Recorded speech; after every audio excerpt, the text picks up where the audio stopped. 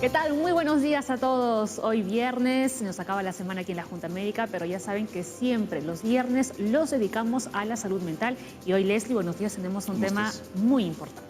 Claro que sí, hoy día vamos a hablar de una de las situaciones más extremas que puede existir, que es el suicidio. Vamos a tratarlo, vamos a ver qué señales podemos tener en casa para poder prevenirlo y poder apoyar a estas personas. Eso es, empezamos el programa.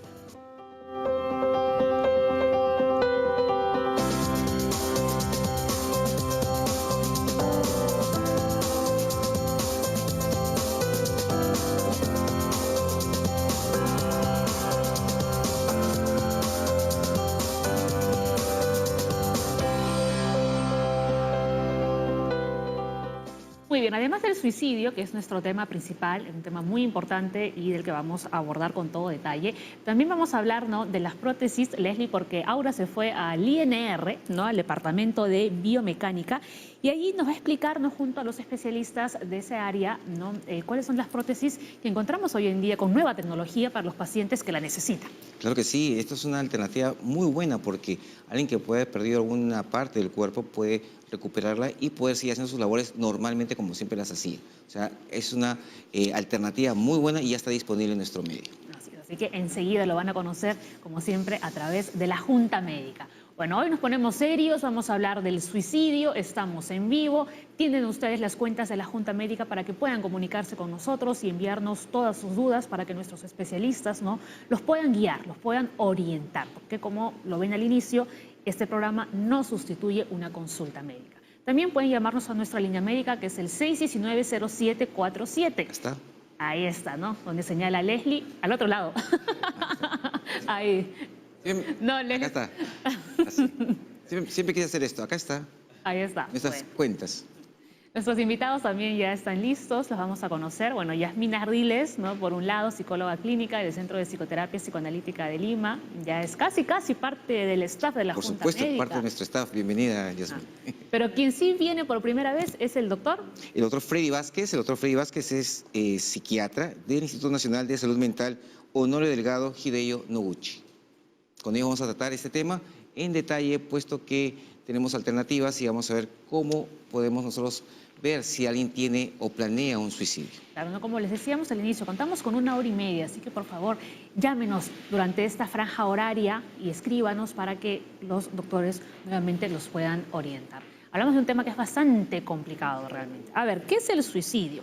Es una de las 3 primeras causas de muerte en personas, atención, entre los 15 y 44 años. Según la OMS, la Organización Mundial de la Salud, reconoce el suicidio como una prioridad de salud pública.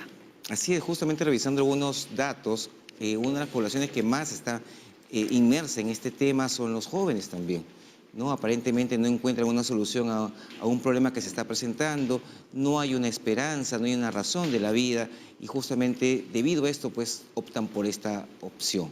Desafortunadamente no tienen un apoyo y ahora vamos a ver que sí existe un apoyo, que sí hay centros que nos pueden ayudar, que sí hay personas que nos pueden decir cómo salir de esta situación, porque la vida sí tiene un sentido y obviamente nosotros estamos capacitados para tener una excelente vida y aquí le vamos a ver y decir cómo hacerlo. Claro que sí, ¿no? Además, las personas que finalmente toman esta decisión, a veces de forma subliminal, mandan una serie de señales, de avisos, ¿no?, que nosotros como entorno podemos agarrarlos, ¿no?, y decir, uy, esta persona está en peligro. Claro que sí, porque al igual como alguien ve a una persona comiendo demasiado, dice, algo le está pasando. Si alguien ve pues, que alguien no se baña, algo está pasando. Obviamente si alguien menciona pues, este tipo de señales, como que no quiere levantarse, no quiere ir a ninguna parte, no quiere que algo existiera, algo está pasando. Tenemos que ver o a veces qué como está que se despiden, ¿no? Se También. despiden o empiezan de repente a regalar, a donar sus pertenencias, las más personales. Son signos de alerta. Sin ninguna razón, claro que sí. No están diciendo, pues hasta acá voy a seguir y nada más. Entonces hay que ver, pues, esta desesperanza o este no fin que tienen, sí realmente tiene una razón de ser. lo saben, vamos a aprender qué es lo que debemos hacer nosotros como familiares, como amigos, como parte de ese entorno y qué es lo que no debemos hacer también, porque cometemos muchos errores en nuestro afán de ayudar y obtenemos el efecto contrario. A ver, vamos con el dato número 3. Si bien el suicidio está muy relacionado con los trastornos mentales, muchos se producen impulsivamente en momentos repentinos de crisis. Creo que sí, justamente en el momento en el cual están pensando pues que no hay una solución, ¿no? Entonces no piensan que no hay una solución y obviamente pues piensan que ya no puede hacer nada más. Y como no encuentra, como tú hemos mencionado, no encuentra un apoyo, obviamente pues no tengo una esperanza de hacer algo, no sé cómo hacerlo, nadie me apoya y entonces toman esta decisión que desafortunadamente es algo bastante lamentable. Bueno, mientras nos vamos al otro lado del set, caminamos hacia la Junta Avanzando. Médica Leslie, vamos a leer el siguiente dato, ¿no? Debido al estigma y tabú que existe alrededor del tema, muchas personas que piensan en suicidarse no buscan la ayuda que necesitan, ¿no? Y mientras yo voy llegando aquí a la mesa junto a los médicos, quería compartir con ustedes algunos datos, ¿no? Porque en el 2018 se registraron 385 casos de suicidio y en lo que va de este año del 2019 hasta abril se han registrado 110 casos. Según este estudio dice que por cada suicidio hay 20 intentos. Claro, generalmente detrás de un suicidio hay de 20 a 30 intentos de suicidio, lo cual aumenta el potencial. Si eso sumamos a la idea suicida, vemos lo que sería lo que se llama la suicidalidad, que comprende idea, intento y suicidio consumado. Y eso es lo que finalmente hace que la Organización Mundial de Salud considere precisamente un grave problema de salud pública y que declare incluso un día exclusivo para conmemorar todo esto, que es el 10 de septiembre de cada año, desde hace 16 años. Así es, ¿no? Muchos países se pusieron de acuerdo, ¿no? Para alzar la voz y decir, oiga, el suicidio es un tema importante que la salud pública debe tenerlo en cuenta. Correcto. Sí, es un tema, de hecho, que como hace un momento comentábamos, no se conversa, que es medio tabú, y la idea de este tipo de difusión es que las personas puedan tener información y que se animen a hablarlo, no solamente desde un espacio como este, sino en las mismas casas. Porque, como bien mencionaba el doctor hace un momento, en la parte de la planeación están los pensamientos y, como tú bien decías hace un momento, también está de repente quiero desaparecer, ya no quiero estar más aquí, que son como mensajes directos casi que puede enviar la persona que está pasando o atravesando por ese momento que le es difícil, ¿no? Y que a lo que apunta la conducta suicida es a aliviar esa sensación de no querer estar más en el proceso de sufrimiento o de dolor en el que se encuentra en ese momento, ¿no? A ver, vamos con ese dato. El suicidio es un evento multidimensional con factores biológicos, genéticos, psicológicos, pero también socioambientales. Correcto. En la curva de Kupfer es un estudioso que hace una sumatoria de factores que tienen que ver con el suicidio. Y en efecto, ahí, por ejemplo, señala que es poligénico. O sea, en muchos genes de nuestros cromosomas está, desgraciadamente, no se puede codificar cuál gen, no se puede mapear. Pero también tiene que ver con el problema de la personalidad.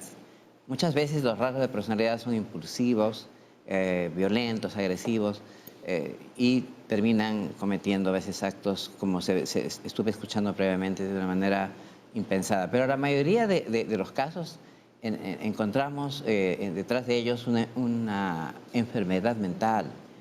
Casi en el 90% encontramos, de los cuales en el 70% de ellos encontramos el trastorno depresivo definido, con todos sus criterios. En el resto podemos encontrar una bipolaridad, por ejemplo, que a veces es oscilante y cuando cambia de la fase depresiva a la fase maníaca o hace mixturas en eso, ahí puede ocurrir. Podría tomar esa decisión. Pero finalmente el denominador común es que hay un dolor psíquico, eso está descrito desde hace mucho, de un par de siglos atrás. Hay un dolor psíquico, un dolor interno que la persona cree que puede aliviar recurriendo a una de estas conductas. ¿No? Porque dicen, ya no quiero sufrir más, ya me cansé de sufrir más, así que mi única salida, mi única solución es desaparecer ya de este mundo. Claro, y si a eso sumamos, por ejemplo, el hecho de consumir alcohol o consumir drogas, como que facilita, son facilitadores que frente a ciertos estresores, por ejemplo, la enfermedad misma, el sentirse disminuido, o con un hándicap o enfrentar estresores de familia, de ruptura de relación sentimental. En el caso de los fracaso, estudiantes, bullying también. En el el colegio. bullying, el fracaso escolar o académico, universitario, etcétera.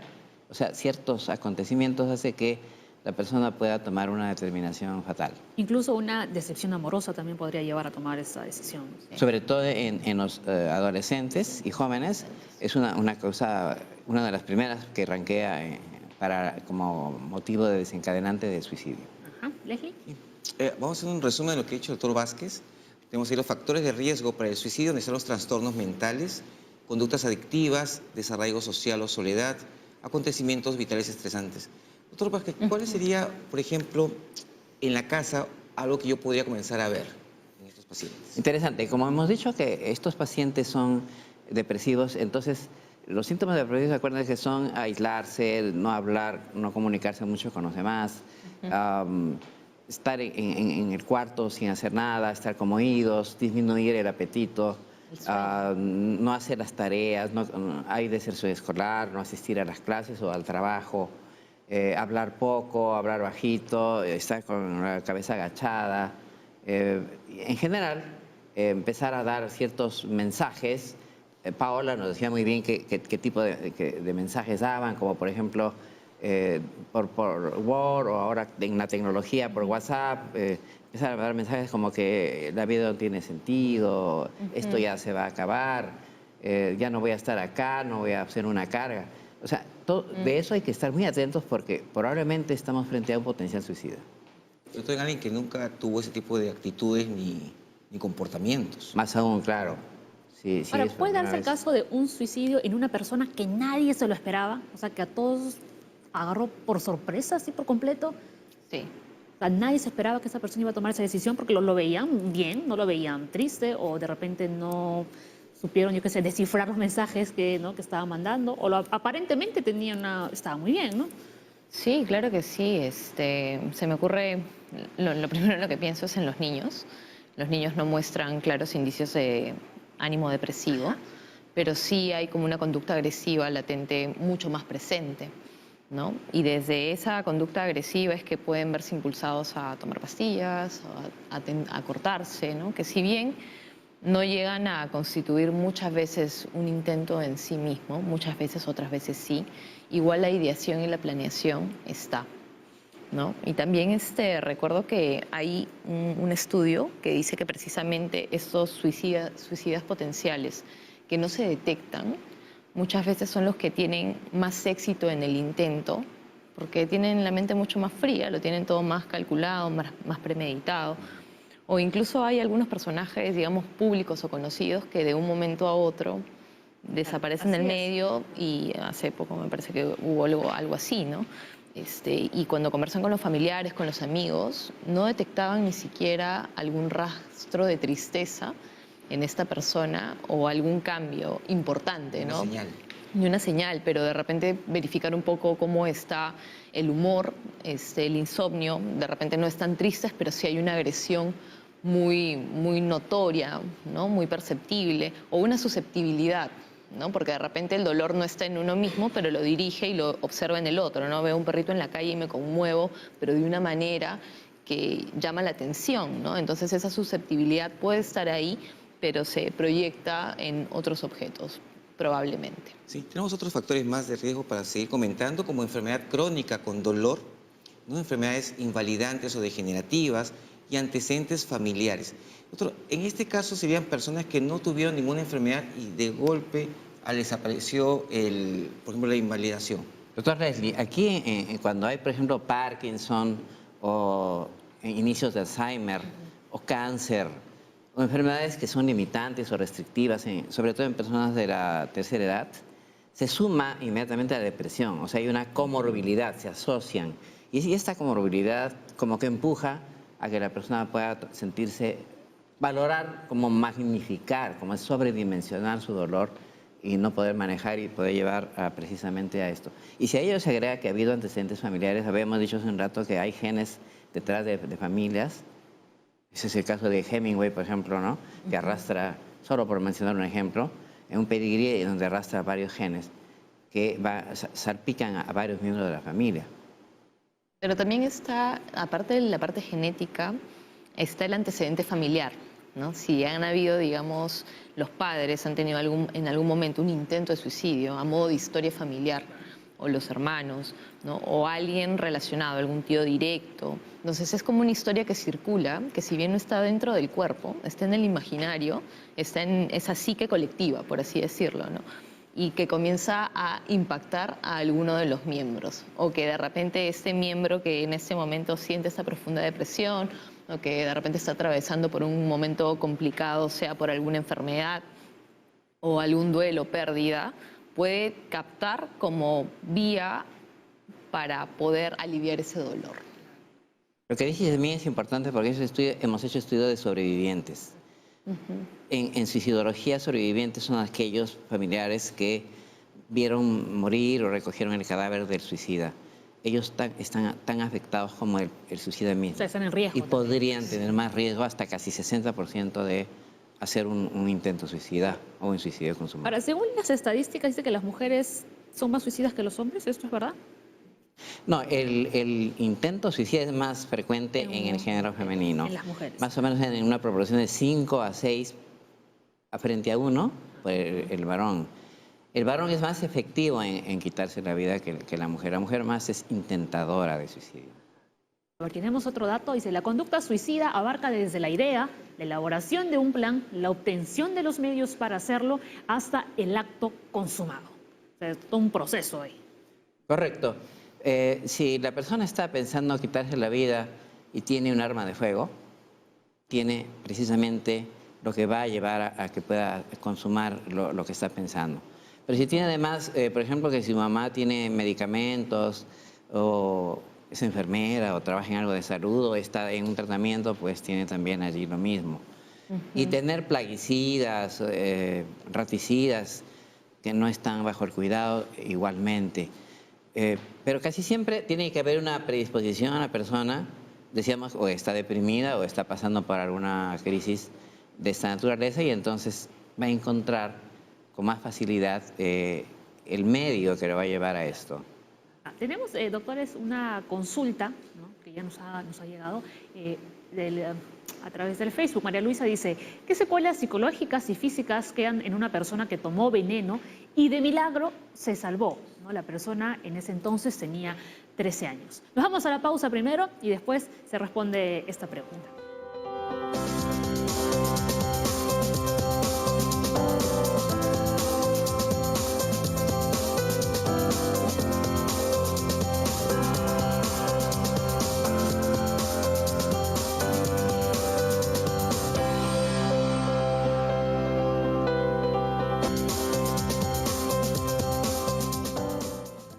Muy bien, ya estamos de regreso en la Junta Médica y, doctores, le podemos responder a María Luisa cuáles son las secuelas, ¿no?, psicológicas y físicas que se quedan de una persona que tomó veneno y de milagro se salvó, ¿no? Un intento.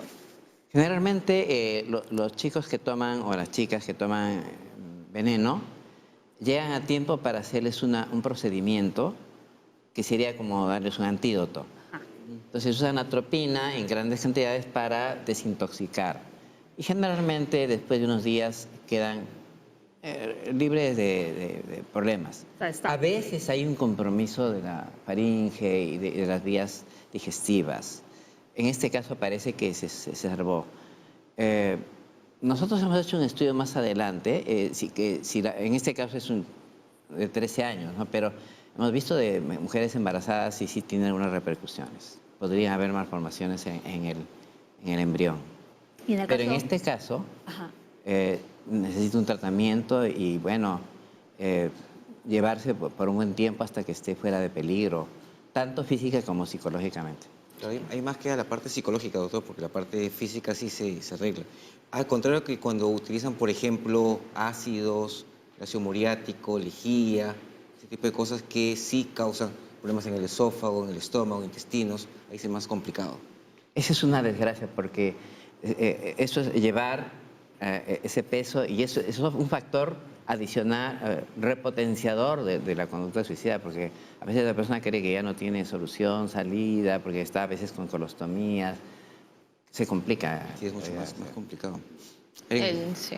El soporte psicológico en ese tipo de casos es mucho más importante, porque precisamente se tiene que tratar en la medida de lo posible de acompañar, apoyar, contener a la persona para que pueda tolerar la frustración de sus propias decisiones. Claro. En el Facebook nos escribió Martín, dice, los psicofármacos pueden incitar al suicidio, porque en teoría otro cuando alguien está pues como muy deprimido y comienza a tomar pues un antidepresivo, ya está mucho más tranquilo, entre comillas, como para efectuar el acto. ¿Es así? Eso tiene una explicación por el mismo Hoover, el que yo cité de los factores. Por ejemplo, en esta estación hay una cierta tendencia a que las personas se depriman, depresión estacional. Y están pensando a matarse, pero no tienen ganas, porque ni de eso, ellos mismos dicen, no tengo ganas de hacer nada. No tienen ni Dormir, fuerzas ni comer. para tomar la decisión. Apenas toman un psicofármaco, empieza a levantarse el ánimo y encuentran a veces como que la fuerza, determinación, la manera de poder hacerlo. Eso sería, en realidad eso es algo engañoso, pero en realidad los psicofármacos ayudan, si no Claro que sí. habrían que tenerse retirados, ¿no? Ahí necesitamos hoy que tengamos alguien que tenga un intento de suicidio en medicación, un soporte.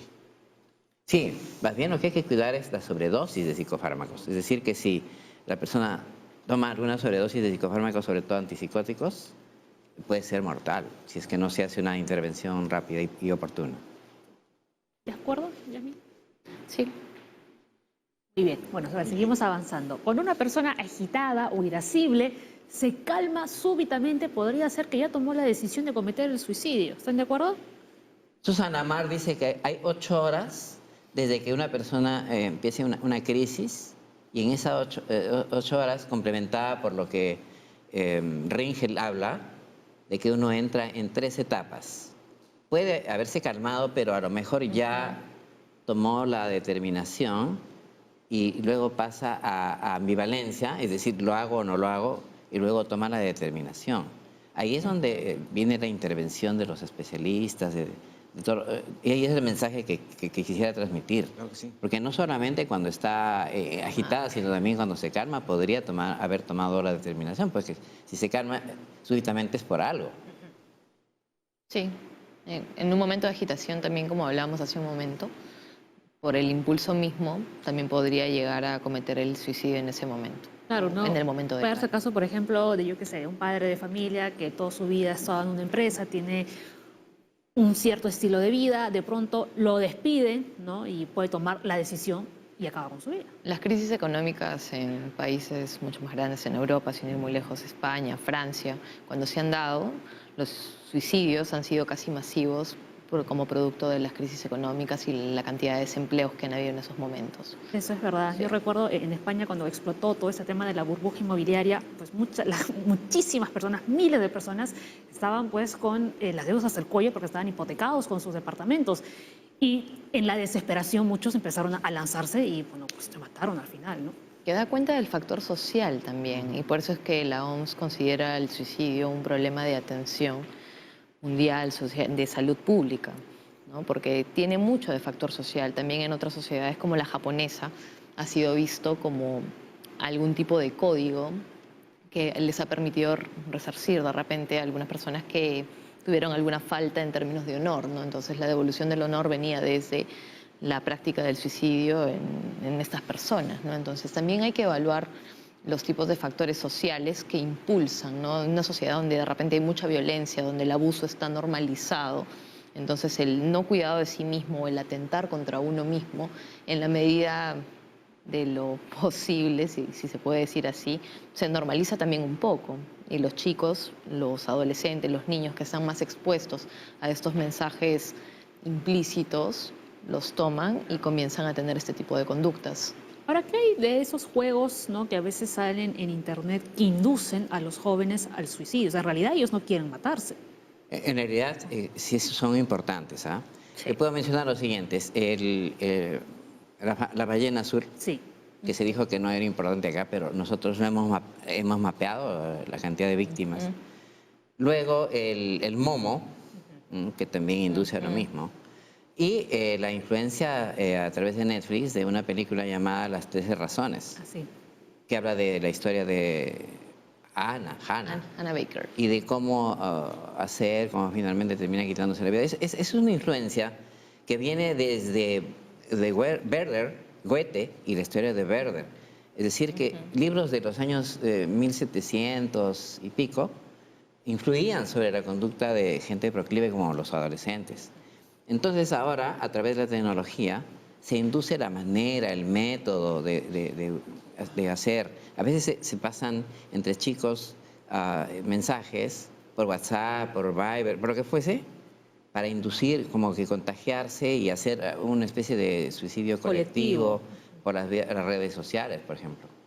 Y el fenómeno imitativo en Lima fue tan fuerte hace 2 años y medio por la duración en un video de YouTube de una chica venezolana que se subió a Sheraton. Es verdad, sí. Y dura 1 hora 20 ese video donde la chica está que se quiere, entra en las fases que dije hace un rato, de quererse lanzar hasta que se lanzó.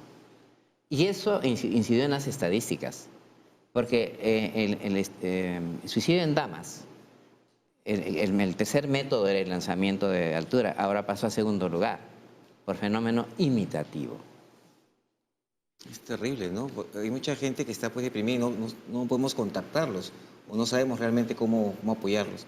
Vamos a ver acá unas señales de alerta. Tenemos ahí los comentarios o verbalizaciones negativas sobre sí mismo o sobre su vida. Tenemos también aparición de lesiones o heridas en el cuerpo, esto que vemos también en YouTube, gente que se hace cortes en la pierna, sangran, regalar objetos muy personales, personas que ya se están, entre comillas, despidiendo, cerrar asuntos pendientes. Tenemos también además cambio repentino en su conducta, hay mayor irritabilidad o periodos de calma. Doctor, en el caso de que vemos mucho a diario estas personas que matan a otra persona, que hacen un homicidio y se suicidan, ¿hay el pensamiento, qué hay en el pensamiento de esas personas? Hay variantes en nuestro medio, tenemos variantes caramba que lamentar, como por ejemplo el suicidio-homicidio, ¿no? Es decir, que la persona elimina a su señora, uxoricidio, y se elimina a sí misma, uxoricidio-suicidio. Hay una historia de un conflicto sentimental, hay con rasgos celopáticos, celotípicos, generalmente de parte del varón, y a veces esto se complementa con un familicidio, porque termina eliminando a la señora y también a los hijos. Entonces es toda una desgracia, pero que tiene tiempo como para tomar en cuenta. Yo pienso que debemos meditar seriamente en eso, porque nos da tiempo para prevenir. Claro que sí. Pero igual podría ser cuando da muerte a su hermano o a su hermana, que es menos frecuente, pero está sumando en estadística esto de acá. Se producen 2 casos por mes, por ejemplo, y al final terminamos lamentando la muerte no solamente de las 2 personas que en este caso implicados sería el suicida y luego y homicida, sino también de los chicos que fueron víctimas de todo ello, ¿no? Claro, ahí volvemos a las consecuencias psicológicas, ¿no?, de los hijos que tienen que pasar por esta situación. El papá mató a la mamá y luego se mató él. Claro. Hay algo que no se habla, ¿no? Como bien decíamos al inicio, hay como una especie de tabú que gira en torno a este tema, y que si bien desde las anteriores referencias, sean las series, las películas, las obras, ¿no?, después de Werther de Goethe hubo una cantidad de suicidios increíbles en Europa, producto de esa obra, Romeo y Julieta, ¿no? La romantización del suicidio. O sea, pero es algo que no se conversa socialmente, o sea, como de repente lo estamos haciendo aquí, o en las mismas casas que terminan teniendo este tipo de actuaciones donde se matan los unos a los otros y ven qué pasa, pues, ¿no? De repente los que quedan vivos vemos cómo quedan, y sobre ellos queda también todo el despliegue de rabia o de cólera o de agresión que deja el acto suicida en sí mismo, ¿no? Entonces es importante mencionar que si esto se logra conversar, si se logra detectar, o sea, por ejemplo, a partir de la serie Las 13 razones de por qué, 13 Reasons Why, si la familia logra abordar, y con los adolescentes, ¿no?, con las personas que la están viendo o la están leyendo, tocan los temas y comienzan a profundizar sobre ellos, inmediatamente el pensamiento o la ideación comienza a adquirir una especie de sentido de lógica distinta a la que yo solamente estoy percibiendo cuando veo la serie y lo que produce en mí nada más, sino que tengo un adulto que me acompaña y me dice, mira, pero fíjate que, pero ¿y tú qué sientes al respecto? Date cuenta que también esto no es un factor de la realidad. muchas personas pasan por, entonces hay un proceso de explicación que es lo que se necesita incorporar en estas mentes, porque precisamente este tipo de homicidios familiares, familicidios y más, se dan porque no hay este proceso de pensamiento. Entonces solamente hay un pasaje al acto psíquicamente que está representado desde la realidad, pero no desde la idea que pasó, que sentiste, que fue ahí, cómo lo conversamos. Entonces es importante también ver quizás ese lado un poco. Como dices tú, ¿no? Muchas familias lo toman como un tema tabú. Es un tema tabú. Y directamente ni siquiera se habla, ¿no? Es incómodo, es muy incómodo para muchos padres cuando, por ejemplo, llegan a consultar varios adolescentes que o se han cortado o han intentado algo en contra de sus vidas, pues, ¿no? Han hecho algo. Y es incómodo para ellos hablar sobre el tema y preguntarles, ¿pero cómo? ¿Pero y qué hiciste? Y enséñame los cortes, ¿no? Entonces, nos ponen en una situación de no manejo que claramente los chicos reprimen y siguen haciendo lo que están haciendo en otras partes del cuerpo de otras maneras que no sean visibles, que eso es mucho más alarmante, porque ya cierra la posibilidad de poder conversar y de que ellos puedan transmitir, expresar lo que están sintiendo.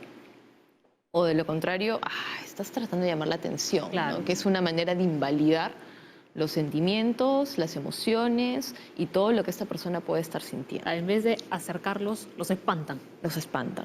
Quiero complementar, y lo que decía también el doctor Leslie, que en los medios tecnológicos emiten páginas enteras, páginas web, referencias, miles de referencias de cómo eliminarse.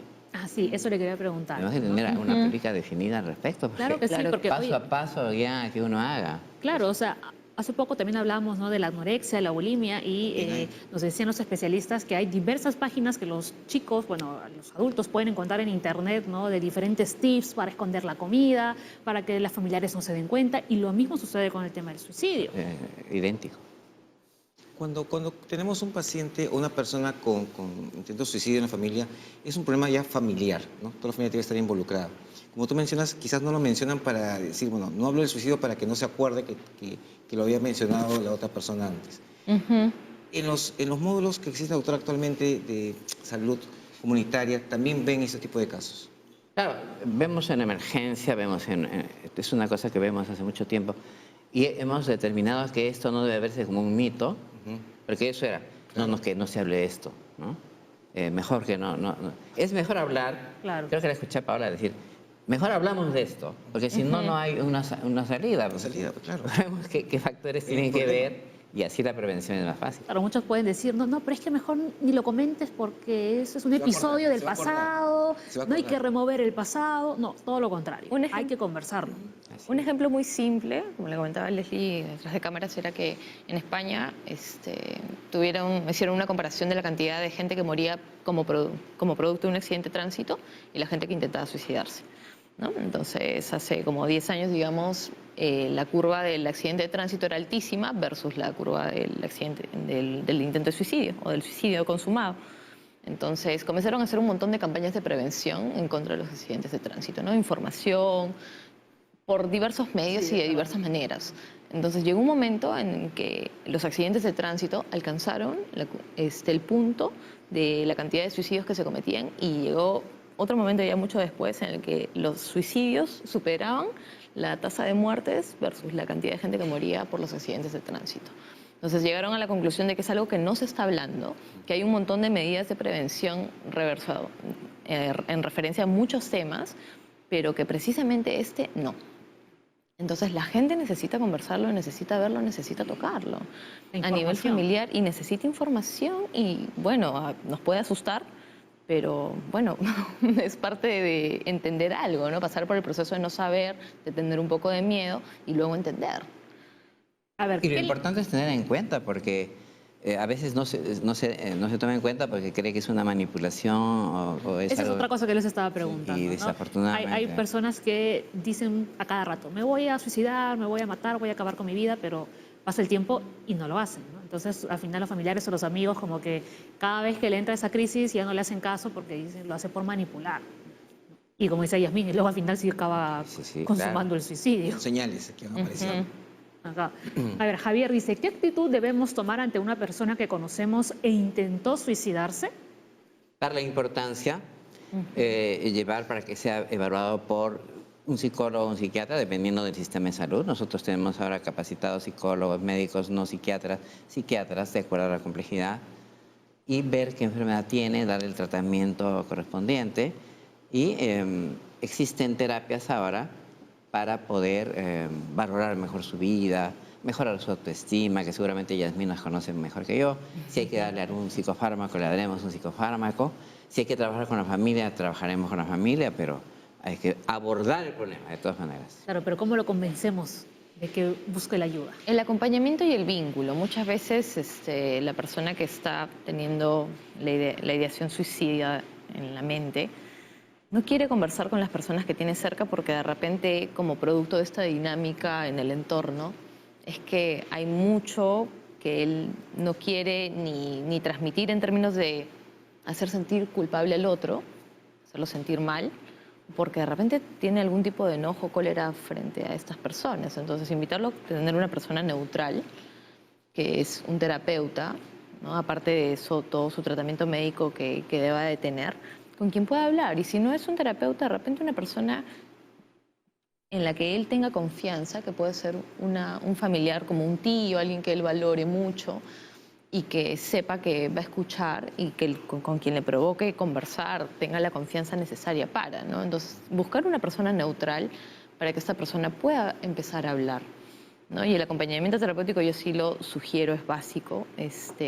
Incluso hay personas que no tienen un acompañamiento terapéutico en sí mismo, ya sea como psicoterapia, como psicológico, pero que me contaban a mí que en el proceso de hacerse sus chequeos anuales, pues, ¿no? O sea, de los 12 meses posterior al intento, con el mismo médico todos los meses porque le trajo una consecuencia en X órgano, X lugar del cuerpo, ese vínculo con ese doctor a esas personas la sostuvo, porque era alguien que sabía qué había pasado y cada vez que iba Se preocupaba, conversaban y se preocupaban. Y más libre de hablar. Y era más libre de hablar porque era alguien neutral. Entonces, hay algo en el vínculo que también se tiene que tocar, sea desde una persona de este tipo, pero también tenemos que ver que hay una permanencia en el tiempo, hay una constancia y hay una frecuencia que la persona sabe que se va a cumplir y que esa persona va a estar para él o para ella en el momento que sea necesario. Y a Que veces- trabajen en equipo, ¿ah? Eso. Aquí no tenemos que estar discutiendo. Aquí se trabaja médico, con psicólogo, con asistente social, seguimiento a casa, con la familia. Es un trabajo de esa naturaleza, si no, no hay éxito. ¿Ah? Claro, y todos tienen que estar como en la misma onda, ¿no? La familia Exacto. también. El médico de cabecera que menciona Yasmín es importante, ¿no? A ver, antes de irnos a una nueva pausa, atención, si detectamos que una persona se encuentra en una situación de riesgo suicida, es importante que le preguntemos sobre ello. Sí. Pero ¿de qué forma le hacemos la pregunta? A veces podemos ser muy invasivos, muy toscos. Claro, uno puede ser también decirle, ¿quieres matarte? Claro. No, por favor. No, de acuerdo a la frase que te diga, ¿no? Sí, solamente buscar cómo llegar a él, pero hay que hacerle la pregunta. Claro. Mira, que te va a ser una pregunta un poco difícil, pero es necesaria, ¿no? Has tenido pensamientos, o sea, hay formas sutiles de llegar, pero a saber que sí realmente. Y se aconseja.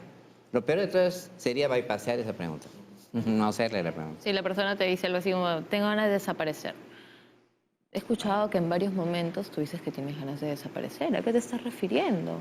Y si uno quiere profundizar más, tiene el tiempo y va a tener la capacidad para entrar a ese nivel de profundidad, cargar, acompañar, cuidar, ¿en algún momento has pensado en hacerte daño de alguna manera? Cuéntame, o sea, de repente lo podemos conversar, de repente hay algo que no estás entendiendo bien, ¿no? O sea, porque también va muy ligado a una sensación de sinsentido, como decían al inicio, a una sensación de vacío, de soledad. No solamente los adultos mayores tienen el pensamiento de la ideación suicida por soledad, sino también los adolescentes. Pero tienes tanta gente, tienes tantos amigos, me siento tan solo alrededor Claro, pero a veces con tienes- tantas personas. tienes mucha entonces, gente alrededor, pero no te llenan. no lo llenan, pueden tener... Yasmín dijo algo importante. Luego hay una ruleta que nosotros enseñamos a nuestros pasantes. Le decimos, por ejemplo, cuando ya cogemos la línea, uno dice, ¿qué vas a hacer? ¿Cómo vas a hacer? ¿Cuándo lo vas a hacer? ¿Sí? Cuando responde todo así a eso, es como haberle hecho una especie de escala, pues está programando su suicidio y entonces nos puede permitir tomar decisiones, que podría ser internar, por ejemplo. Y por eso es importante también tener en cuenta esto. Deben tomarse en serio todas las amenazas de autolesión y no subestimar cualquier advertencia sobre su intención de suicidarse. Exactamente, ¿no? Si hay personas que dicen voy a hacer tal cosa y toman un poquito de veneno. El que toma un poquito al que tomó todo el sobre es lo mismo. Sí.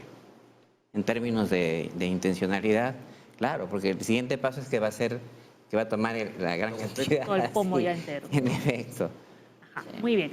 Nueva pausa en la Junta Médica. Todavía nos queda bastante programa por delante, así que por favor seguimos esperando todas sus consultas. Ya regresamos.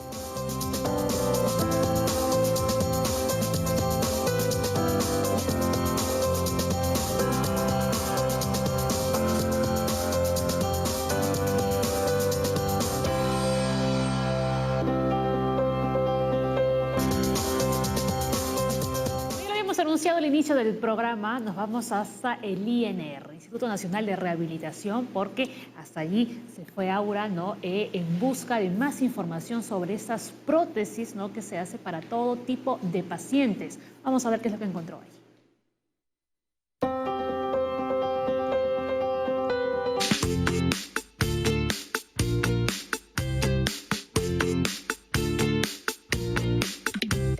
Esta ruta de la salud nos ha traído nuevamente al Instituto Nacional de Rehabilitación para conocer mucho más de cerca el Departamento de Biomecánica, qué servicios ofrece, qué nuevos procesos está implementando y qué equipo trabaja dentro de él. Así que vamos a conocerlo.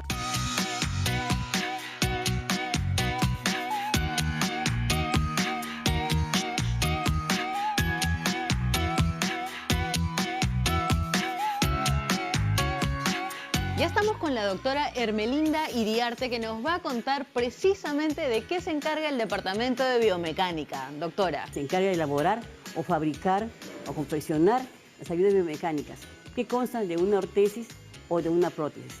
En caso de ortesis, va a ayudar a mejorar la función. Por ejemplo, en caso de polio, Guillain-Barré, en pacientes diabéticos. En la parte de prótesis, las prótesis reemplazan una parte o un miembro residual. Por ejemplo, en los amputados, ya sea de miembro superior o ya sea de miembro inferior. En esos casos, nosotros trabajamos con las prótesis de diferentes tipos de amputaciones, ya sea arriba de rodilla, abajo de rodilla, que son las transtibiales, las de abajo de rodilla, las transfemorales de arriba de rodilla, tipo Chopard. Después tenemos el miembro superior, arriba de codo, abajo de codo, de dedos. Bueno, tenemos una forma de trabajar con mucha experiencia de los técnicos de biomecánica.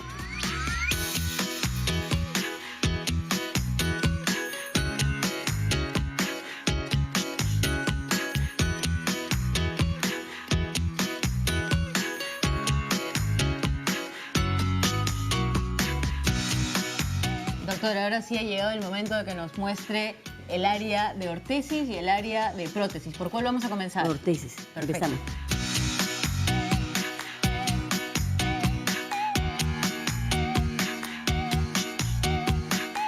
En la parte del área de ortesis se inicia el proceso primero con la toma de medidas y el técnico elabora, ya sean niñitos, por ejemplo, chiquitos, se puede hacer bachas o extensores de rodillas. La idea es no evitar la deformidad de la pierna. Hay niños que nacen así chuequitos, ¿no? Entonces se coloca estas bachitas. Para parálisis cerebral infantil también se colocan estas bachas para evitar que se haya mayores deformidades de los pacientes rígidos. Estas bachas es como un recubrimiento del miembro, del área. Claro, ya sea del miembro inferior o ya sea del miembro superior, para evitar la deformidad. ¿Esto es un corset? Este es un corset semirrígido que el paciente se coloca en caso de dolor lumbar, en caso de mejorar el control de la postura del paciente.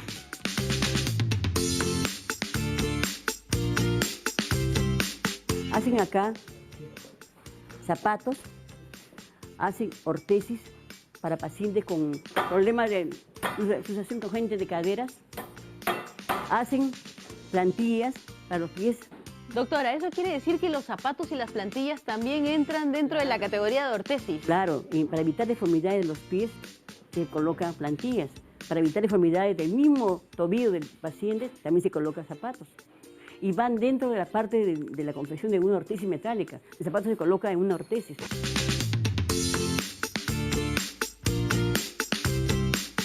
Doctora, y en el proceso de prótesis, ¿qué nos puede comentar? En la elaboración de prótesis también se inicia igual como la parte de ortesis, ya sea toma de medidas, la toma de molde, se elabora el conformado, se hace termoplástico, si hace de resina, se hace de resina. Esta es una arriba de rodilla, una modular arriba de rodilla con terminal en pisage. Esta es una modular con soque de resina, también con su rodilla y su pie, con pie articulado como ven. Acá tenemos el soque con soque de resina. Esta es la parte de unidades de la unidad de transtibial con su pisage. Acá tenemos otros prótesis con soque de termoplástico, con unidades también igual y con pisage. Este es un tipo de nivel de amputación. Tenemos otro tipo de nivel de amputación tipo SIME, que es más al nivel del tobillo exactamente, y es de termoplástico. Tenemos otro tipo de nivel de amputación, que es la amputación tipo Chopard, que es una parte anterior al tobillo. Ven el tobillo, el taloncito, es acá el taloncito, esta es la parte de tipo Chopard, también es con termoplástico. Según como se indique, se prescribe, se va a atender al paciente. ¿Qué nuevos procesos se están implementando aquí en el Departamento de Biomecánica? Actualmente estamos trabajando con dos tipos de técnicas para prótesis amputados transtibiales. Se hace con laminación directa, en el caso del sistema modular esquelético, y se hace el socket con una bomba de succión o se hace con vendas acrílicas. Estas dos técnicas permiten que se demore 1 hora hasta 2 horas en elaborar el socket. El paciente puede pararse ese mismo día o si no se para al siguiente día. La cuestión que ha demorado un gran trecho de esa elaboración. O sea, en relación a las técnicas convencionales que se han ido utilizando, estas son revolucionarias por el tiempo récord en el que se trabaja.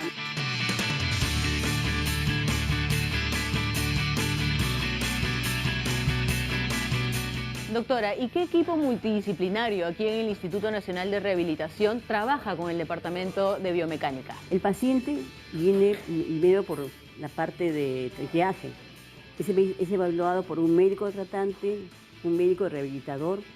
Luego, el médico rehabilitador prescribe una ayuda biomecánica, le prescribe con terapia física, terapia ocupacional, lo ve el psicólogo, interviene el servicio social, evaluamos cómo está el entorno del paciente y nos prescribe una indicación biomecánica o una ayuda biomecánica. Con eso empezamos nuestro programa. Y doctora, yo creo que lo que todos quieren saber, ¿cómo las personas pueden llegar a este servicio tan interesante que brinda el Departamento de Biomecánica? Bueno, en el país actualmente somos el único taller a nivel nacional de entidad pública. Nosotros trabajamos con el programa del CIS y otro grupo de pacientes que vienen por entidad privada o entidad pública. Los usuarios comunes pueden tener acceso a ese tipo de ayuda biomecánica.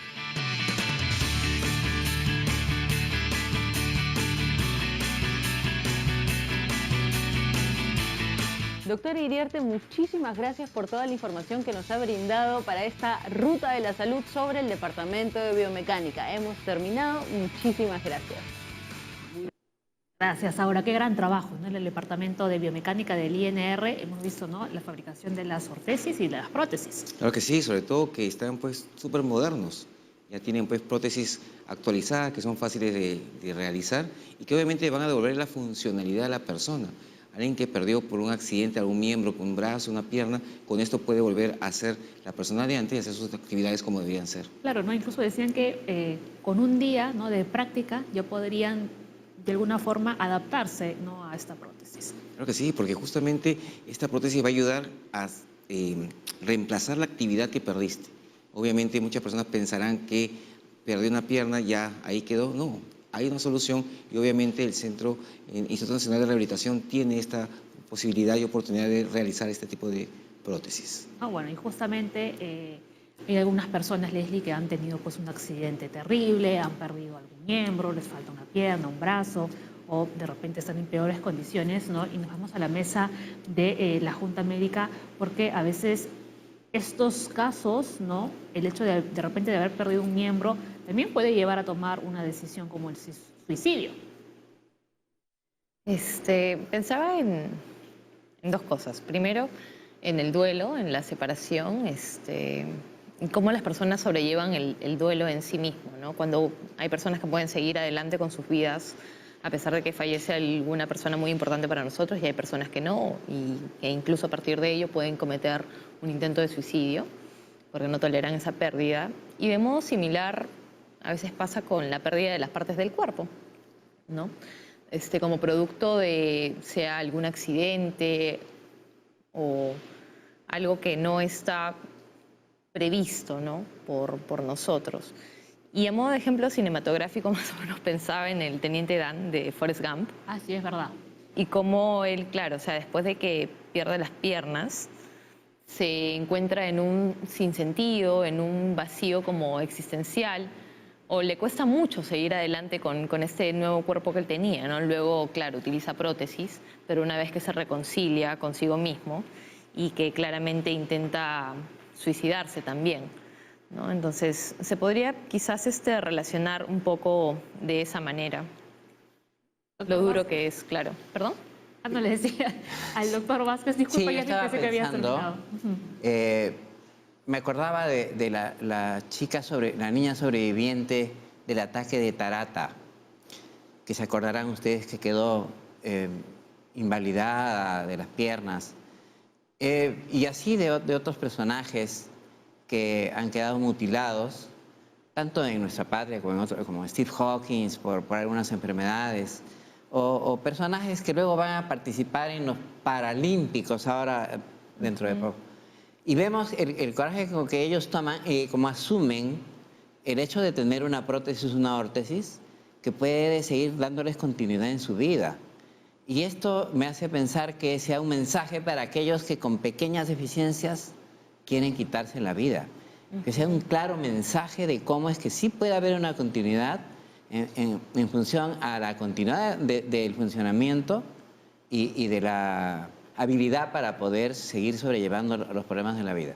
O quizás también desde la consecuencia, ¿no? Porque, claro, también en el intento de suicidio, por ejemplo, si hablábamos hace un momento de una persona que intentó suicidarse lanzándose contra el metro, bueno, recuerdo, y como consecuencia de ello pierde una pierna, ¿no? Entonces, claramente, posteriormente va a probablemente usar uno de estos implementos o ya se ve la pérdida de esta parte del cuerpo que es importante, ¿no? Entonces, también ver el lado de la consecuencia de las acciones o las decisiones que tomamos. Sí. Me he hecho acordar el doctor de un alumno que perdió también su mano izquierda en Tarata, en la explosión, y él era zurdo y quería ser cirujano. Se fue a Brasil y pusieron su prótesis y ahora es un gran cirujano. Entonces hay una alternativa que afortunadamente no es inmediata, pero que finalmente uno puede conseguir lograr lo que había planteado hacer en su vida. Muy bien. A ver, nos vamos a la pausa, pero antes, doctores, tenemos ya otra consulta para que la vayan pensando, ¿no? En la publicidad. A ver, dice Gustavo, de 31 años.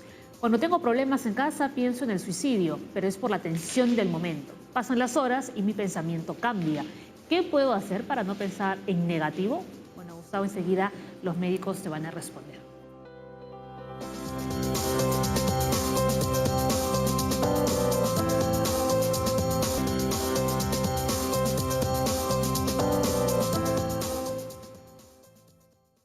Bien, regresamos en el programa y vamos a ver la pregunta de Gustavo, que nos llamó desde ATE. Dice, cuando tengo problemas en casa pienso en el suicidio, pero es por la tensión del momento.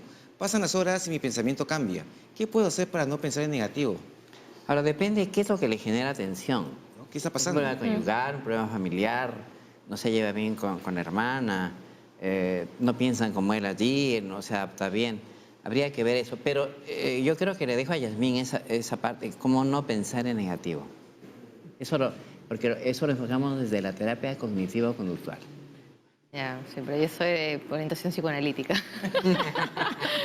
Así que, no, o sea, claro que sí, podría haber algunas maneras de hacer esta modificación o cambios de pensamiento, detectar, claro, los cognitivos conductuales lo que hacen es encontrar el pensamiento que es en negativo, apuntarlo muchas veces, detectar la cantidad de veces que en el día viene, en qué situaciones viene, ¿no? Como hacer un mapeo y después de ello reemplazar este pensamiento negativo por uno positivo, ¿no? Por ejemplo, hoy día todo está mal porque el café está frío, ¿no? Entonces, no necesariamente, hoy puede estar todo mejor a pesar de que el café esté frío, ¿no?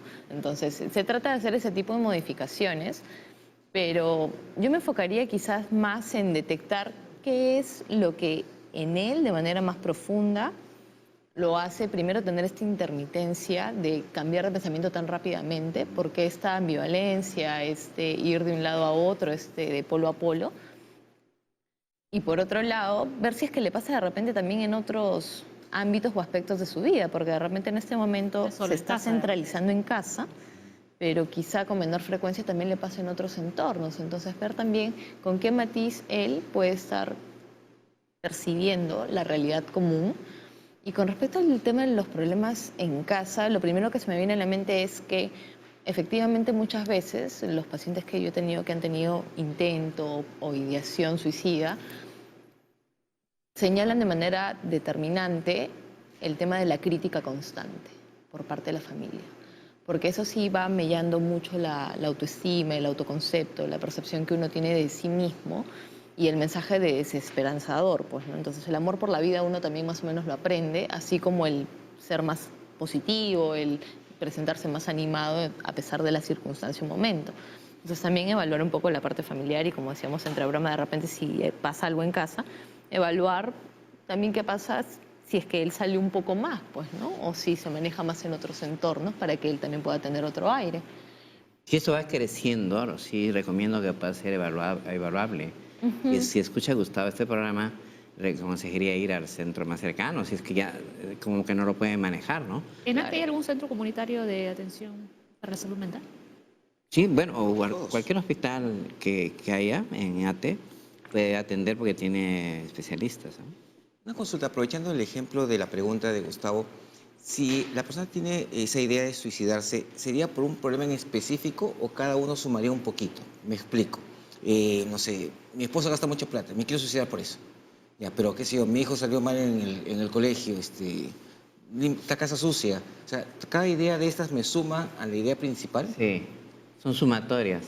Es decir, hay una carga de problemas que finalmente empuja a que la persona, que si tiene propensión, podría tener un trastorno del impulso intermitente.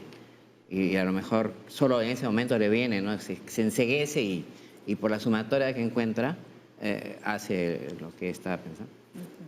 Miren lo que les pregunta Mario. Mi hija de 12 años empezó a hacerse cortes en los brazos. La llevamos al psicólogo y ahora se hace los cortes en la pierna. En la familia tenemos un caso conocido de suicidio. ¿Su actitud se debería a este antecedente o podría ser el inicio de un suicidio? Este es un caso importante. Visto así como tal, no deberíamos alarmarnos, pero sí hacer una buena historia. Siempre la historia clínica nos va, y los antecedentes, la búsqueda. Sí es importante tener en cuenta el antecedente de que alguien se quitó la vida, pero por eso no podemos decir que esta chiquita va a ser lo mismo. Debido a lo que explicamos, que la herencia es poligénica y es bien difícil de poder mapear. Pero sí tendría que darse la atención adecuada, a ver que tiene una depresión de por medio, le han hecho bullying en el colegio, no se lleva bien con las chicas, tiene un problema académico que no rinde bien. Es decir, ver cuál es el problema, la interacción familiar y dar el tratamiento correspondiente. Entender qué es lo que estos cortes quieren decir, ¿no? Porque no todos los cortes significan lo mismo. O sea, el apoyo psicológico es importante, pero no todo es el psicólogo.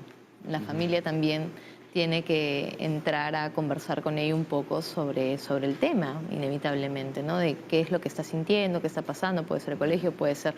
12 años se me ocurre también incluso el inicio de un enamoramiento y de repente no es correspondido, ¿no? El dolor que puede estar sintiendo en función a esto y de repente muchas veces los adolescentes se hacen los cortes como para aminorar el dolor psíquico y solamente sentir el dolor físico, ¿no? Pero se tiene que ir conversando, hablando y la familia es importante, así como el proceso psicoterapéutico. Claro, ese es un error que cometemos a veces, ¿no? Cuando tenemos algún familiar que está acudiendo a una consulta, ¿no? Con algún especialista, como que nos lavamos las manos. No, pero es que ya lo está viendo el especialista. O sea, ¿no? Que ya el especialista se ocupe. Ya está yendo al psicólogo. Claro, ya está yendo al psicólogo. Al psiquiatra, entonces. Y lo peor de todo es lo que puedan decirle en alguna parte, ya sea en la familia o en los centros de salud.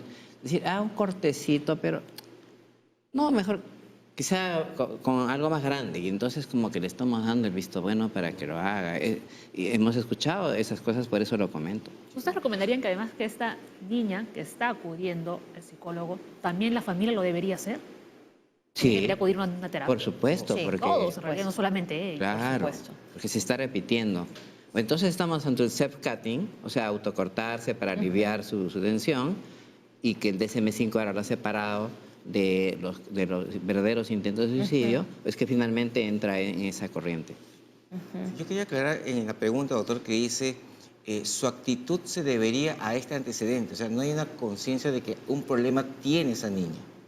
¿No? O sea, no porque mi tío se suicidó, también me voy a suicidar. Ajá. Sino porque tengo un problema y ese problema me está llevando a esto. O sea, como que no tienen conciencia que algo le está ocurriendo a esa niña. Claro, que hay que solucionar el problema. Claro. Ajá. Entonces, con eso creo que se puede controlar mejor A nivel las familiar. consecuencias. Claro, porque si me dice, como mi tío se suicidó, ella también quiere suicidarse. No, pues esa no es la idea. No necesariamente. Bien, nos llamó desde Rimac Jersey, 46 años, dice, tengo un hermano de 33 años que es agresivo, violento y terminó con su esposa dejando a sus 3 hijos.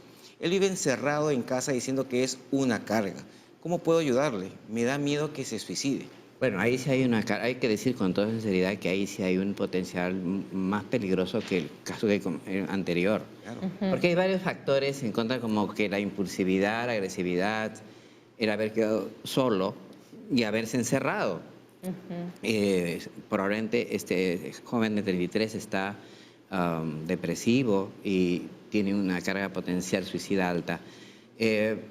Dice el hermano que le da miedo. Yo pienso que puede ayudarse por los mejores amigos, por los mentores, por gente que tiene ascendencia sobre la víctima, el chico de 33. Siempre por alguien, sino incluso llevar al psicólogo, al psiquiatra a la casa. Hay varias, e ir y a consultarnos para ver qué modalidad Esa es tenemos una para muy llegar buena a él. forma, ¿no? Primero acudir a ustedes. Porque tenemos incluso vehículos para poder llegar. Y no es muy violento que de repente llegue el familiar con el psicólogo a la casa de este señor. Sí, claro, hay varias formas de poder llegar. La cosa es que mi consejo es que debería recibir pronto tratamiento. Sí, esos mensajes como soy una carga, las cosas van a estar mejor si es que yo no estoy, ¿no? Porque la fantasía es muy latente en la fantasía que todo se va a arreglar a raíz de que nosotros desaparezcamos inmediatamente, que más o menos es lo que en encriptado este mensaje describe, por eso es que nos llama la atención y hablamos de un abordaje pronto o cercano, ¿no? Pero también los lazos familiares, no solamente por el lado del hermano, si digamos es la persona que está consultando, hablar con el esposo y con los hijos, que también colaboren en la medida de lo posible en términos de generar un vínculo o un acercamiento distinto y comprensión y entendimiento, porque ha pasado por separaciones, pérdidas importantes. No es lo mismo de repente una chica de 12 años que tiene otro tipo de temas versus algo más concreto, que es una separación, el ya no estar gozando a los hijos, el no tener la pareja, el aislarse, más la conducta agresiva y el consumo de alcohol, que también es llamativo y que puede alimentar el impulso. A ver, Carmen. Carmen nos escribió en el Facebook, dice, mi esposo intentó suicidarse hace 3 años. Llevó tratamiento por haber vivido violencia física y psicológica cuando era niño. Tenemos un bebé y su mamá le dice que no podrá criarlo. Tiene dolores de cabeza, come desmedidamente, grita y me dice que quiere morirse. ¿Puede intentar suicidarse otra vez? No lleva tratamiento hace 2 años. Ese es otro caso que también necesita una atención pronta y rápida. Hay varios antecedentes. Ha sufrido violencia física. Nosotros hemos visto que los chicos que sufren violencia física, psicológica y sexual tienen más probabilidades de intentar o de quitarse la vida. Sí. Y bueno, además que tiene como una especie de sentencia que le da a la mamá, ¿no? Como que no puede criar a su bebé. Y por último, tiene síntomas corporales y además ya síntomas que indican enfermedad mental, como comer desmedidamente, gritar, ¿no? Y está diciendo que quiere morirse. Entonces, nos está avisando más que ya dejándonos mensajes. Entonces, sí podría intentar. Si quiere dar una respuesta, podría intentar. Pero entonces tendríamos que hacer algo parecido a lo que dijimos hace un momento. ¿Cómo llegar a él a través de la familia, a través de Carmen, que Carmen vaya a consultarnos y le decimos las estrategias para llegar a su esposo? Ahora, ¿qué haríamos con esta mamá que, bueno, al parecer, en vez de ayudarlo, todo lo contrario, ¿no? Bueno, son mamás que La verdad es que como que anulan al Claro. hijo, porque la verdad que no es cierto que pueda, por un problema, pueda estar condenado a no poder ser padre. Hace un rato Yasmín decía que uno puede crecer a partir de ciertas experiencias negativas. En este caso ha habido seguramente experiencias de otra naturaleza que no se han podido controlar a tiempo. Pero me parece que ahora sí es el momento de actuar. El soporte familiar muchas veces, aquí nos preguntamos, pero no acude el que es el potencial paciente o el quien necesita la atención. Pero es un tema familiar social. Entonces las personas más cercanas y que tengan la posibilidad, la intención, así como de consultar, pueden acercarse y tratar de hacerse de las herramientas para poder ayudar a la persona hasta que la persona esté más o menos habilitada o más accesible a recibir el apoyo. Doctor, ¿existe en los hospitales algún consultorio? Imagínense, yo tengo un familiar y él no quiere ir, pero yo quiero ir a preguntar qué debo de hacer. ¿Saco cita en psiquiatría? ¿O hay un triaje? ¿O hay un módulo de no sé, como sugerencias, Claro. ayuda? Información. Bueno, nuestra institución tiene un programa de prevención del suicidio. ¿Ya? Entonces ahí hay una asistente social, una psicóloga, o un psiquiatra y personal voluntario que de alguna manera va a dar alguna salida acá. Y la idea es replicar eso en cada centro de salud mental del ISMA y del país, ¿no? Para que de todas maneras se tenga que dar algún consejo Claro. que guíe hacia una ¿Cómo rápida actuar? oportunidad. Y la otra pregunta que yo quería hacerle era, si yo tengo 14 años y me quiero suicidar y quiero pedir ayuda, ¿cómo hago? Si voy a un hospital y soy menor de edad, no me van a atender, ¿o sí? Sí, sí la atendemos. ¿Puedo ir Sí. solo? Y es más, doctor Leslie, están llegando cada vez más chiquitos, 7, 8 años, 9, llegan solos. Wow. Wow. Y lo puedo decir así con mucha autoridad porque los he atendido yo. Claro. Entonces uno se queda perplejo, ¿no? Entonces, Los sí pueden ir psicólogos- tranquilamente porque sí. Pero vaya, en buena hora que Claro que sí. esa perplejidad es inicial, pero después da alegría de poder atender, porque de ahí es el hilo conductor hacia la familia que luego va a tener que venir. Claro, esa es la cosa. O a los psicólogos educativos. También. O sea, también son otra vía, otro acceso, porque si van de manera directa al hospital, maravilloso.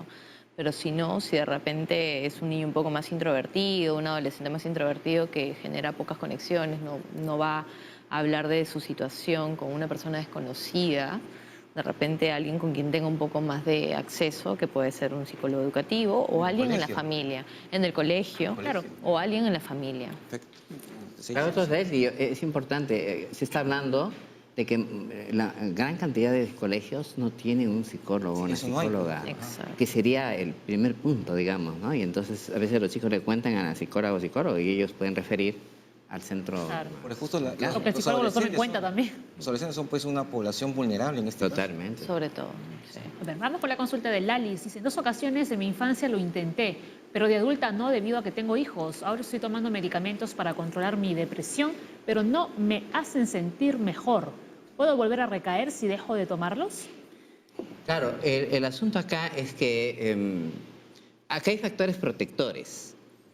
Los Porque hijos. hablamos de factores de riesgo y factores protectores. Así como dijimos que el factor de riesgo es vivir solo, haberse divorciado, perder los hijos, encerrarse y no recibir tratamiento, acá la señora tiene el factor de riesgo en los hijos y que estuvo tomando medicamentos, pero probablemente tendría que ver si su depresión está siendo bien llevada, de repente puede irse a un centro de mayor complejidad para poder de alguna manera reforzar, cambiar el tratamiento que está recibiendo o mejorar las estrategias de afrontamiento del problema.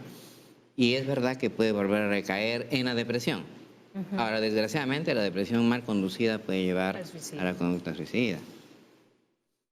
Pero por lo que veo en esta pregunta ella como que relaciona, ¿no? Si dejo de tomar los medicamentos, posiblemente volveré a tener pensamientos suicidas. El acompañamiento terapéutico, justo hace unas semanas veía un reportaje en el que habían varios casos de suicidios y una de las pacientes decía que por más de 2 años había asistido al hospital, había recibido el tratamiento psiquiátrico, había tomado las pastillas que le habían indicado, pero no, solamente aminoraban un poco la parte anímica, pero los pensamientos en relación a cuán sola se sentía, Continuaba. el vacío, continuaban, ¿no? Toda la incongruencia que de por sí tenemos como seres humanos. El entorno. Permanecía, el entorno, su percepción del entorno, porque también muchas veces es la percepción, ¿no? Entonces, y apostó por un acompañamiento terapéutico y allí es que pudo abordar y conversar con alguien más todas estas ideas que, si bien no son de planeación, de intento, no de una acción concreta que la lleve a, sí eran pensamientos que le hacían sentir mal. Si de repente tomáramos una de las anteriores preguntas, serían esos pensamientos negativos que no se trabajan y que se mantienen ahí como en el repositorio psíquico y que de una u otra manera terminan afectándonos en términos de acciones y sensaciones. Ahora, actualmente, doctor Leslie, hay medicamentos de última generación que tienen una prevención sobre las ideas suicidas. Es increíble, como por ejemplo la ketamina, la esketamina, que incluso viene nasal, intranasal, pueden ayudar, y eso se está utilizando en las salas de urgencia, pero tiene una duración de 2 semanas, o sea que quiere decir que también existe eso en la ciencia actualmente, ¿no? Lo que pasa es que no estamos pidiendo para que Vigemil nos permita utilizar acá en el Perú, pero de que existen, existen. Perfecto. Tenemos otra consulta interesante de Daniel, nos llamó de Vía María del Triunfo, 80 años. Yo tengo una hija de 26 años que lleva una vida normal, pero mi temor es que no socializa ni habla con nadie de la familia. ¿Qué tratamiento puede llevar? Temo que se suicide porque no me cuenta qué le pasa. Es un caso un poco extraño, ¿no? Porque, ¿verdad? Que esta vida normal habría que ver que aquella le denomina normal, ¿no? Si es sociable, no es sociable, aparentemente con la familia no parece no socializa. Cómo trata la familia a la chica, cómo es que se está llevando con sus, en este caso, compañeros, está estudiando algo, no está estudiando algo, tiene metas, no tiene metas. Bueno, el señor la ha tenido bastante mayor, ¿no? Señor, el señor tiene 80 y es el papá y la hija 26. Hay una diferencia también, ha nacido de un padre añoso, pero bueno, eso habría que hacer una buena disquisición diagnóstica. Sí. Y lógicamente el temor es natural del señor Daniel y lo tendría que llevar es a un centro de salud mental para la evaluación y ver qué factores de riesgo, qué factores protectores hay, ¿no? A ver qué más hay de fondo, ¿no? Sí, la parte del contexto es importante, ¿no? Porque el hecho de que él tenga 80 años y ella 26, también hay códigos de comunicación que no son los mismos y no se interpretan de la misma manera. Claramente el señor está criado a la antigua. De repente es estar más en el celular y no socializar. O sea, tendríamos que tener una mejor lectura. A ver qué está pasando, ¿no? En el entorno. María dice, mi sobrina de 20 años tiene TOC y cuando tiene la crisis dice que se quiere morir. Ella lleva tratamiento desde hace 3 años. ¿Hasta qué punto puede pasar lo que dice? Miren, el TOC es el trastorno obsesivo compulsivo. Pensamientos repetidos sobre algo o repeticiones que son muy penosas a veces. Como por ejemplo estar en la ducha porque cree que está contaminado, puede estar 1 hora, 2 horas, 3 horas y ha gastado agua, jabón, luego sale y usa toallas y la familia ya no puede más, por ejemplo. Y tampoco, porque el paciente está consciente de lo que hace, pero no puede controlar eso. Porque hay una falla arriba de ciertos neurotransmisores, fundamentalmente uno de ellos que es la serotonina. Cuando no hay un tratamiento adecuado, entonces tiene la probabilidad de querer matarse. Y es tan grave eso, que es tan penoso, que el paciente y la familia sufren. Entonces, debería acudir al tratamiento y si ya lo está, tendríamos que mejorar porque hay combinación de medicamentos, cambio de estrategias y lógicamente habría que abordar completamente este problema del TOC, que rápidamente se asocia a la depresión y entra en desesperanza y luego pasa hacia la vía suicida. Bueno, en realidad el tratamiento lleva 3 años. Pero hay que mejorarlo, optimizarlo. ¿Qué tipo de tratamiento se estará llevando? ¿Solamente fármaco, solamente terapéutico? Entonces, o sea, ver los tipos de tratamiento y optimizarlos, ¿no? De repente necesitan más de un tratamiento u otro tipo de tratamiento. Internamiento, etc. Giovanna desde Ayacucho, 47 años, dice, mi hijo de 9 años tiene problemas con la profesora del colegio porque juega en clase. Un día llegó de la escuela y se fue al 3er piso de la casa e intentó suicidarse. ¿Qué puedo hacer? ¿Cómo lo puedo ayudar? Esta chiquita podría cursar con un TDAH, o sea, un trastorno de déficit de atención con hiperactividad o solo con hiperactividad, tal vez. habría que ver por qué juega tanto en clase, por qué se distrae, ¿no? O sea, hacer un buen diagnóstico de su problema de fondo y qué fue lo que le dijo la profesora. A veces los profesores son muy punitivos, sobre todo en provincias, entonces pueden causar más problemas que solucionarlos. Entonces yo creo que la chiquita está pensando incluso un método de estos que seguramente ha visto en internet o en la televisión. Yo pienso que ese caso debe ser visto en un centro. En Ayacucho tenemos nosotros un centro y ellos pueden tenemos una referencia directa hacia Lima, ¿no? Después al Centro de Salud Comunitario de Ayacucho, ahí lo van a apoyar y lo van a ayudar. ¿Qué cosa debe hacer ahí? Perfecto. No, pero también en la parte del entorno, o sea, si bien estamos hablando del tratamiento médico y la atención de la salud mental, también la madre parece que debería, de alguna manera, acudir al colegio, porque dice claramente que tiene problemas con la profesora y luego dice un día llegó de la escuela y después de que llega de la escuela es que trata de hacer esto, ¿no?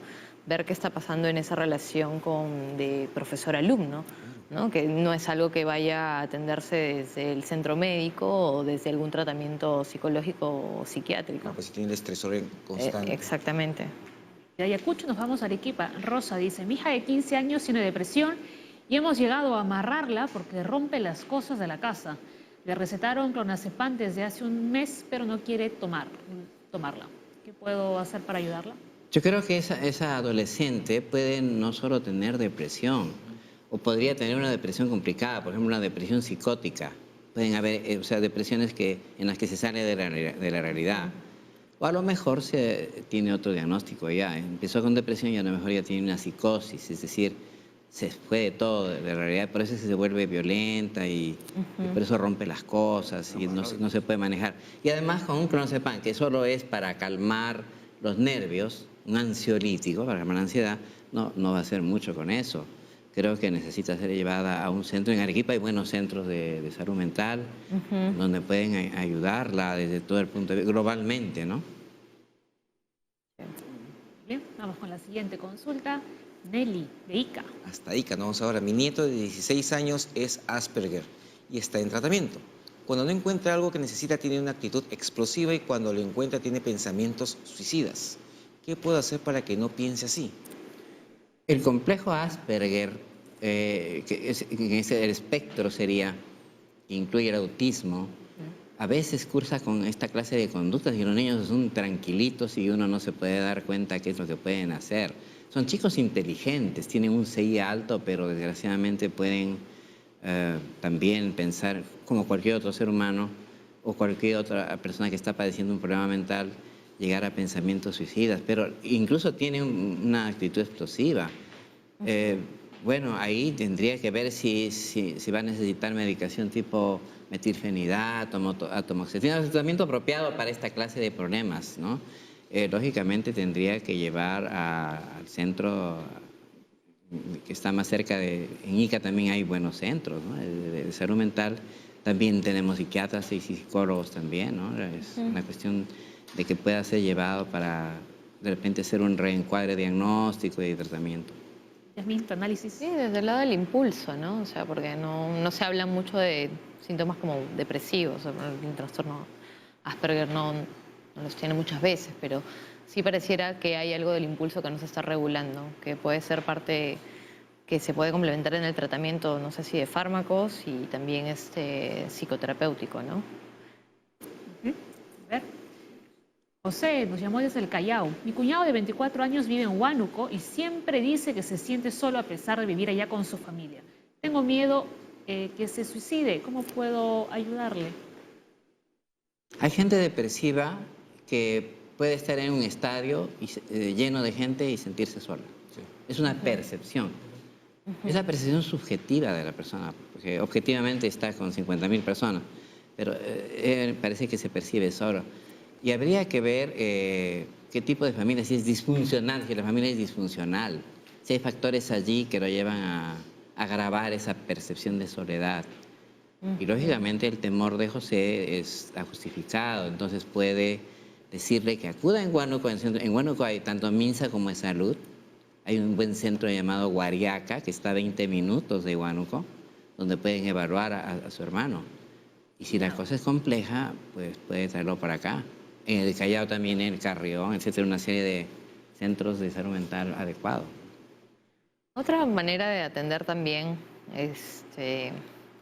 digamos, a las personas, y no necesariamente desde la salud mental, es detectar cuáles son los intereses que tienen, ¿no? Sobre todo si yo siento que no tengo motivos para seguir viviendo, para seguir acá con ustedes, y soy una persona que se preocupa y que me he dado cuenta de repente como esta concuñada o algo así, esta familiar de esta persona, sería ver qué actividades le llaman la atención y tratar de invitarlo a, ¿no? Claro. De alguna manera, o sacarlo, ¿no? Porque Motivarlo de alguna forma. motivarlo, porque si bien él dice que se siente solo, vive allá, está con la familia, entonces sí parece que hay un entorno, sí hay personas a su alrededor, no ha habido una mudanza, no hay un proceso migratorio, al menos por lo que puede estar dando como información en este momento.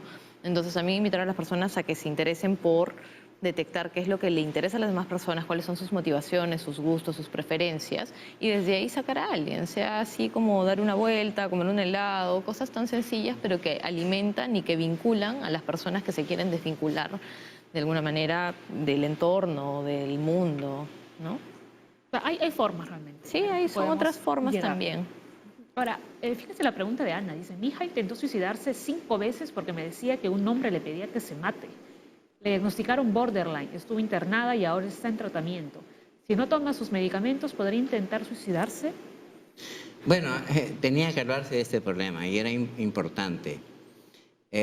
Cuando fuera de cámara nos preguntaba Paula acerca de los problemas de personalidad, ¿no?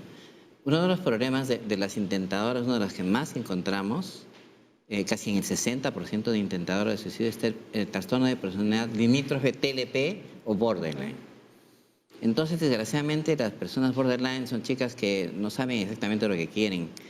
Son impulsivas, son cambiantes, no se deciden, tienen una pareja y cambian, manipulables o manipulan a su vez.